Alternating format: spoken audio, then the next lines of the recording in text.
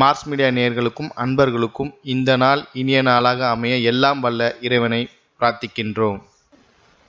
இந்த சேனல் உங்களுக்கு பிடிச்சிருந்தா மறக்காம சப்ஸ்கிரைப் பண்ணுங்க, ஷேர் பண்ணுங்க, லைக் பண்ணுங்க, கமெண்ட் பண்ணுங்க.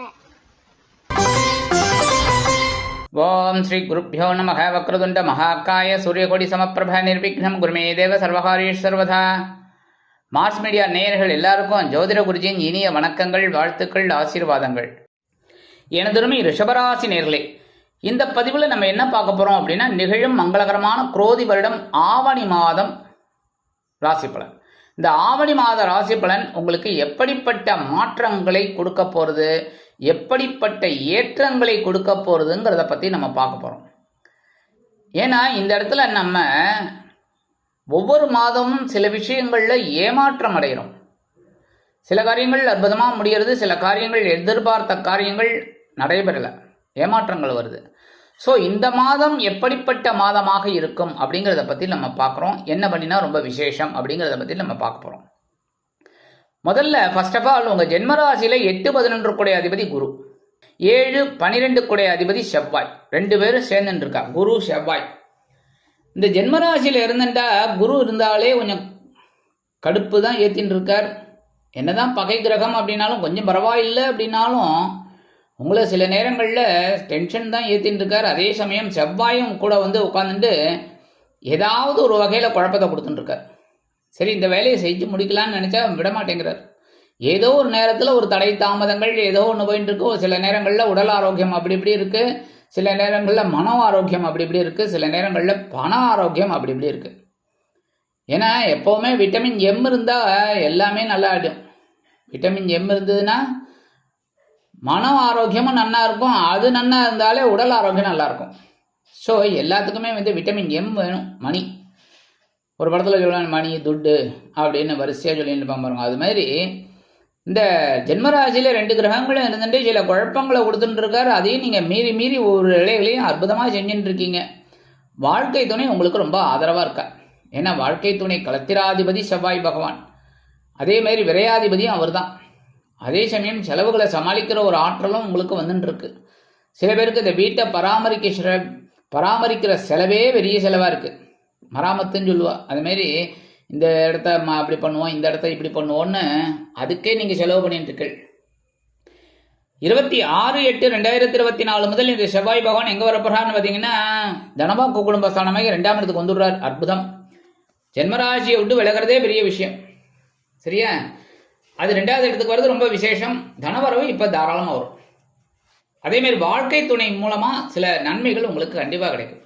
இந்த நேரத்தில் வாழ்க்கை துணை வழி உறவினர்களும் உங்களுக்கு அனுகூலமாக இருப்பாங்க. மாமன், மைத்துனன் இவங்கெல்லாம் அனுகூலமாக இருப்பாங்க. அதேமாரி வாக்குறுதிகள் ஓரளவுக்கு நிறைவேற்றக்கூடிய ஒரு வாய்ப்புகளும் உங்களுக்கு தேடி வரும். அதேமாரி குடும்பத்துக்கு தேவையான சில வேலைகள் எல்லாம் செய்வீர்கள். அதனாலே மதிப்பும் மரியாதையும் அதிகரிக்கும். உத்தியோகத்தில் நீங்கள் எதிர்பார்க்கிற அந்த உயர்வுகள் இப்போ வரத்துக்கு வாய்ப்புகள் இருக்குது. தொழில் வியாபாரம் நல்லபடியாக நடக்கும். அதுக்கு இன்னும் கொஞ்சம் இன்வெஸ்ட்மெண்ட் பண்ணலாமாங்கிற ஒரு எண்ணம் எல்லாம் உங்களுக்கு வரும். சீருடை பணியாளர்களாகிய காவல், இராணுவம், தீயணைப்புத்துறை, மருத்துவத்துறையில் வேலை பார்க்கும் அன்பர்களுக்கு எதிர்பார்க்கும் இடமாற்றம், பதவி மாற்றம், பதவி உயர்வு, சம்பள உயர்வு அருமையாக வந்து சேரும். அடுத்தபடியாக சகாயஸ்தானத்தில் 2-5 கூடைய அதிபதி புதன், அதாவது 3ஆம் இடத்துல இருக்கிறது ரொம்ப விசேஷம். தைரியம் அதிகமாக இருக்கும்.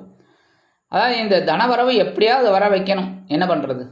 கடுமையாக உழைச்சா வரும். எப்படி கடுமையாக உழைக்கிறது, எப்படி ஆர்டர் பிடிக்கிறது, இல்லை என்ன வேலை பண்ணுறது அப்படிங்கிற ஒரு எண்ணம் உங்களுக்கு உருவாகும். அதெல்லாம் அற்புதமாக செயல்படுத்தி முன்னேற்றம் அடைவீர்கள். அதேமாரி குழந்தைகள் ஆதரவாக இருப்பார். குழந்தைகளுக்காக சில முக்கியமான செலவுகள் எல்லாம் நீங்கள் செய்வீங்க. எடுக்கிற காரியங்கள்லாம் இப்போ அற்புதமாக நிறைவேறும். உடன்பிறப்புகள் அனுகூலமாக இருப்பார். அரசியல்வாதிகளுக்கு முக்கியமான ஒரு தருணங்கள் 31/8/2024 முதல் இந்த புத பகவான் எங்கே வரப்போறான்னு பார்த்தீங்கன்னா, சுகஸ்தானமாக 4ஆம் இடத்துக்கு வந்துடுறார். 4ஆம் இடம்ங்கிறது ரொம்ப அற்புதம். ஏன்னா அற்புதமான இடம். சொத்து சேர்க்கை உண்டாகும். எப்படி வரும்? சில பேருக்கு வருமானம் வரத்துக்கு வாய்ப்பு இருக்கு. எப்போவோ வேலை செஞ்ச பணம் கூட இப்போ வரலாம். இல்லை ஏதாவது ஒரு ரூபத்தில் உங்களுக்கு வரத்துக்கு வாய்ப்புகள் இருக்கு. இல்லை நீங்கள் கடன் கேட்டிருப்பீள், அந்த கடனே தள்ளி போயின்னு இருக்கு, அது இப்போ கிடைக்கும். இந்த மாதிரி சில வேலைகள்லாம் செய்கிறதுனால சில பேருக்கு குடும்பத்துக்கு தேவையான சில வேலைகள் எல்லாம் செய்வேன். ஒரு டிவி, ஃப்ரிட்ஜு, வாஷிங் மிஷின் இதெல்லாம் வாங்கக்கூடிய ஒரு யோகம் உண்டாகும். உற்றார் உறவினர்கள் ஆதரவாக இருப்பார்கள். வெளியூர் அல்லது வெளிநாட்டு பயணங்கள் அருமையாக நிறைவேறும். கல்வி பயிலும் மாணவ மாணவிகளுக்கு கல்வியில் முன்னேற்றம் கூடும். ஏன் அப்படின்னா இந்த புத பகவானோட சூரிய பகவானும் சேர்ந்து இருக்கிறதுனால அற்புதமான புத ஆதித்ய யோகம் இருக்கிறதுனால கண்டிப்பாக குழந்தைகள் நன்னா படிக்கக்கூடிய ஒரு வாய்ப்புகள் அவங்களுக்கு உண்டாகும். அடுத்தபடியாக சுகஸ்தானத்தில் ராசிநாதனும் பகைரோன ரோகாதிபதியான சுக்கிர பகவான் 4ஆம் இடத்துல உங்கள் ராசிநாதன் இருக்கிறது ரொம்ப விசேஷம். ஏன்னா சுக்கிரன்னாலே சந்தோஷம், இச்சைகளை தீர்க்கவரே அவர் தான்.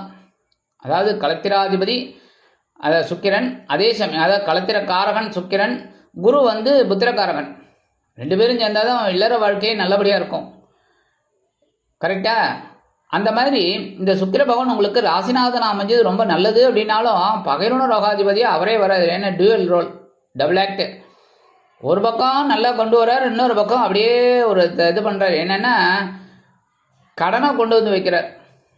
சந்தோஷமா இரு அப்படின்னு. ஏன்னா இந்த சுக்கிர பகவானை ராசிநாதனை கொண்டவாளுக்கெல்லாம் எப்படின்னா ஒரு தொழில் பண்ணணும் அப்படின்னா அதை ஜாலியாக பண்ணணும், எவ்வளோ இதாக இருந்தாலும் கவர்ச்சிகரமாக பண்ணணும் அப்படின்னு நினச்சிட்டு இருப்பேளே தவிர கடன் வாங்கிட்டோமேன்னு நினைக்க மாட்டேன். இந்த கடனை கொண்டு உங்களை சேர்த்து விட்ருவார். அதனாலே சில பேருக்கு ஒரு பிரச்சனைகள் உண்டாகலாம். அதனாலே கடன் வாங்கிறத தவிர்க்கிறது ரொம்ப நல்லது. அந்த வகையில் 4ஆம் இடத்துல இருக்கிற சுக்கிர பகவான் உங்களுக்கு சில நன்மைகளை கண்டிப்பாக செய்வார். உறவினர்கள் மூலமாக சில நன்மைகள், அவங்களோட வீட்டு விசேஷங்கள் எல்லாம் கலந்துப்பீங்க. அதுக்குண்டான ஒரு மதிப்பு மரியாதை இதெல்லாம் உங்களுக்கு கிடைக்கும். இந்த வெளியூர் அல்லது வெளிநாடு பயணம், உத்தியோகம் நிமித்தமாக இல்லை தொழில் வியாபாரம் நிமித்தமாக போகிறதெல்லாம் நல்லபடியாக நடக்கும். 26/8/2024 முதல் இந்த சுக்கிர பகவான் எங்கே வரப்போறாருன்னு பார்த்தீங்கன்னா கன்னிராசிக்கு வர. கன்னிராசியில் நீச்சம் அடைகிறாதுனால 5ஆம் இடத்துல சுக்கிர பகவான் உங்கள் ராசிநாதன் நீச்சமடைகிறாருங்கிறதுனால குழந்தைகள் விஷயத்தில் கொஞ்சம் கவனமாக இருக்கணும். குழந்தைகளை உங்களை மேற்பார்வையிலே வச்சுக்கிறது நல்லது. இந்த நேரத்தில் ஆன்மீக விஷயங்களில் நீங்கள் நாட்டம் எடுத்தீங்கன்னா ரொம்ப நல்லது. சரியா? அதேமாரி இந்த வெளியூர் பிரயாணங்கள், இந்த ஆன்மீக பயணங்கள்லாம் உங்களுக்கு அற்புதமாக நிறைவேறும். அதுலேயே உங்களுக்கு மனசில் ஒரு சந்தோஷம் கிடைக்கும். அடுத்தபடியாக அந்த சுகஸ்தானத்திலே சூரிய பகவான் இருக்கார், உங்கள் சுகாதிபதி. அதனால் என்ன அப்படின்னா ஓரளவுக்கு சில பேருக்கு விலை உயர்ந்த பொருட்கள், வீடு மனை வாகனம் இதெல்லாம் வாங்கக்கூடிய ஒரு வாய்ப்புகள் கண்டிப்பாக அமையும். இல்லைன்னா இந்த பழைய வாகனத்தை விற்றுட்டு ஒரு புது வாகனம் வாங்கலாமா அப்படின்னு இஎம்ஐயில் போட்டு வாங்கலாமான்னு தாராளமாக வாங்கிடுவீங்க. அந்த மாதிரிலாம் சில பேருக்கு சிச்சுவேஷன் அமையும். அடுத்தபடியாக பஞ்சமஸ்தானத்தில் கேது 5ஆம் இடத்துல சில குழப்பங்களை கொடுத்துட்டுருக்காரா ஏதாவது ஒரு ரூபத்தில், ஒன்று குழந்தைகள் மூலமாக, இல்லைன்னா மனைவி மூலமாக, அதாவது வாழ்க்கை துணை மூலமாக, இல்லைன்னா உறவினர்கள் மூலமாக, இல்லை பெற்றோர்கள் மூலமாக, இல்லை அக்கம்பக்கம் நண்பர்கள், இந்த மாதிரி ஏதோ ஒன்று குழப்பம் போயிட்டே வந்துட்டு இருக்கு. ஆனால் அதெல்லாம் மீறி சமாளிச்சுட்டு இருக்கீங்க. எதனால் நீங்கள் சமாளிக்கிறீங்கிறத கொஞ்சம் கவனிக்கணும். என்ன ஆன்மீக விஷயங்கள் தான் உங்களுக்கு கை கொடுத்துட்டுருக்கு. நல்லா கவனிங்க, ஆன்மீக விஷயங்கள் தான் கை கொடுத்துட்டுருக்கு. அதனால் நீங்கள் ஆன்மீக விஷயங்கள்லேயே இருங்க, நல்லது நடக்கும். விநாயகர் வழிபாடு பண்ணுங்க, கண்டிப்பாக நல்லது நடக்கும். அடுத்து லாபஸ்தானத்தில் ராகு. இந்த பிரம்மாண்டமான ராகு லாபஸ்தானத்தில் இருக்கிறது ரொம்ப அற்புதம். சந்தோஷமாக எல்லா வேலைகளையும் செய்வேள். அதாவது ஒரு கடன் வாங்கிறதுக்கு போனால் கூட அந்த கடனையும் சந்தோஷமாக வாங்கக்கூடிய ஒரே ஆசாமி நீங்கள் தான். வேற யாரும் இருக்காங்களோ இல்லையோ அது அடுத்தது. ஆனால் இந்த ரிஷபராசி அன்பர்கள் பார்த்தீங்கன்னா சந்தோஷமாக போய் கடனை வாங்கிட்டு வருவேள். ஏன்னா அது செலவுக்கு தானே. அதனால அந்த சந்தோஷமான ஒரு செலவு அப்படிங்கிறதுனாலேயே கடனை சந்தோஷமாக வாங்குவீங்க. அதுக்கப்புறம் வட்டி கட்டும்போது தான் பிரச்சனை வருது. அதனால தான் கவனமாக இருக்கணும் ஒவ்வொரு விஷயத்துலையும். ஆனால் இந்த கடனை வாங்கி அந்த கடனை அடைக்கிறது, அந்த கடனை வாங்கி இந்த கடனை அடைக்கிறது, இது அப்படியே போயிட்டே இருக்கும். கவலைப்பட வேண்டாம், அப்படியே ஓட்டிக்கிட்டு இருங்க. பிரச்சனை எல்லாம் கொஞ்சம் கொஞ்சமாக குறையும். ஏன்னா உங்களுக்கு அஷ்டமாதிபதி குரு பகவான், என்ன அதே சமயம் உங்களோட பகைரோன ரோகாதிபதி உங்கள் ராசிநாதன் சுக்கிர பகவான். அப்புறம் என்ன 2 குருவும் இப்படி இருக்காங்க. ஆனால் ஓரளவுக்கு உங்களுக்கு அனுகூலம் உண்டாகும், கவலைப்பட வேண்டாம். ஏன்னா 11ஆம் இடத்துல இருக்கிற ராகு கண்டிப்பாக உங்களை பிரம்மாண்டமான ஒரு உயர்வுக்குத்தான் வழியை கொண்டு வருவார். இந்த இடத்துல என்னென்னா கொடுத்து கெடுப்பார். கரெக்டாக? அதாவது உங்களுக்கு அந்த பிரம்மாண்டமான ஒரு எண்ணங்களை கொடுப்பார், பெருசாக பண்ணணும் அப்படின்னு. அதெல்லாம் யோசித்து செஞ்சீங்க அப்படின்னா கண்டிப்பாக நல்லது. அடுத்ததுபடியாக ஜீவனஸ்தானத்தில் சனீஸ்வர பகவான் வக்ரகதியில் இருக்கார். இந்த நேரத்தில் தொழில் ஸ்தானத்தில் வக்ரகதியில் இருக்கிறதுனால உத்தியோகத்தில் சரி, தொழில் வியாபாரத்தில் சரி, எடுக்கிற காரியங்களில் கொஞ்சம் கவனமாக இருக்கணும், வேகமாக இருக்கணும். ஏன்னா இவர் மந்தக்காரகன். இவர் தான் மந்தக்காரகன். கரெக்டாக புரியுதுதா? ஆனால் இதுக்கு ஆப்போசிட்டாக நம்ம ஒவ்வொரு வேலைகளையும் செஞ்சோம் அப்படின்னா சனீஸ்வர பகவான் ரொம்ப சந்தோஷப்படுவார், கண்டிப்பாக அனுகிரகம் பண்ணுவார். அவரோட இது அப்படிதான் கேரக்டர் என்னென்ன நீதிமான் நியாயவான் அப்படி இருக்கணும். ஒவ்வொரு வேலைகளும் அது ரிஷபராசிக்கு அது கைவந்த கலை என்ன, அதாவது நியாயவான் ரொம்ப. ஏன்னா அதுவும் உங்களை யாராவது சீண்டிட்டாங்கன்னு வச்சுக்கோங்க, அவ்வளவுதான். அது அந்த பக்கமே திரும்பி பார்க்க மாட்டீங்க, உங்ககிட்டே வச்சுக்கக்கூடாது வேலை, அந்த மாதிரிலாம் உங்களோட அமைப்பு. ஆனால் இந்த உங்களுக்கு ஜீவனாதிபதியும் அவர் தான், பாக்கியாதிபதியும் சனீஸ்வர பகவான் அப்படிங்கிறதுனால உத்தியோகத்தில் கவனமாக தான் இருப்பேன். இருந்தாலும் அந்த மந்தத்தெல்லாம் அப்படி ஓரம் வச்சுட்டு நீங்கள் அப்படியே ஒரு ஸ்கெட்ச் போட்டு ஒவ்வொரு வேலைகளையும் செஞ்சீங்க அப்படின்னா கண்டிப்பாக ஒரு நல்லது சனீஸ்வர பகவானால் உங்களுக்கு கிடைக்கும். சரி, பரிகாரமாக என்ன பண்ணினா ரொம்ப விசேஷம் இந்த ஆவணி மாதம் அப்படின்னா, ஏற்கனவே நான் சொன்ன மாதிரி பிள்ளையார் வழிபாடு, கண்டிப்பாக விநாயகர் வழிபாடு பண்ணுங்க. அருகம்புல், அவர் ஒன்றுமே கேட்கல சுவாமி, 2 அருகம்புல் எடுத்து விநாயகருக்கு போட்டாலே போகிறோம், மனம் குளிர்ந்துடுவார், உங்களுக்கு நிறைய அனுகிரகம் பண்ணுவார். அடுத்தபடியாக வராகி அம்மன், வாராகின்னு சொல்லலாம், வராகின்னு சொல்லலாம். என்ன, இந்த வராகி அம்மனை வழிபாடு பண்ணுறது ரொம்ப விசேஷமான பலன்கள் உங்களுக்கு கண்டிப்பாக கிடைக்கும். ஏன்னா இந்த மாதிரி ஒரு தெய்வங்களை வழிபாடு பண்ண தான் உங்களுக்கு நல்லது நடக்கும். சரியா?